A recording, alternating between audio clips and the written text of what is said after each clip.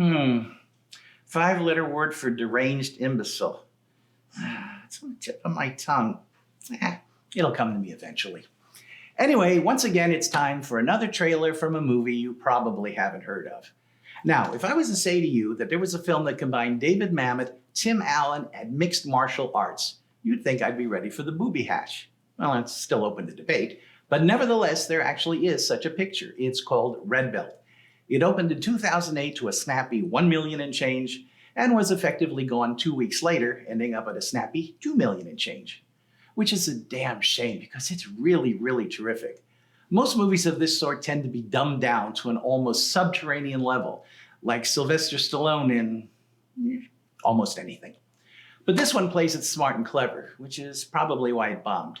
Sony Classics prepared 2 separate trailers, one geared specifically to the sports fans and one selling it as a straight-up drama. Smart idea? Didn't help. So let's take a look at the dramatic one, and hopefully it'll beat you into submission. This trailer seems to be all over the map. In fact, about the only thing it doesn't show is any of the MMA fights, which was obviously intentional, preferring to make it seem like another Mamet bag of tricks, which it is to a little extent. No, stay away from me! No! That gunshot, in fact, kicks the story into gear, but then it's essentially gone, having performed its sole function. Conquer your fear, and you'll conquer your opponent. There's so much going on here that trying to make a neat and tidy summary is doomed to failure, which is always a problem when cutting a trailer. Tell you what, fight on the undercard. You got a good chance to take home the money. That's Alice Braga early in her American career, and Chiwetel Ejiofor was still also climbing his way up. And there's Tim Allen in a very rare dramatic role as an aging action movie star, and he acquits himself extremely well. All right.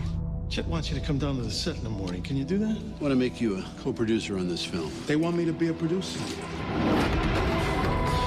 It's an invitation from Chet Frank. And by now, you've probably spotted Mamet regulars like Joe Mantegna, Ricky Jay, David Paymer, and Rebecca Pidgeon, reassuring his fans it's not entirely alien territory. And it's a very good role for Emily Mortimer, who really carries a great deal of the picture. You borrowed $30,000 from a loan shark. If you put your arms around me and held me, could I strike you? The code of the warrior. You think it's noble? No, I think it's correct.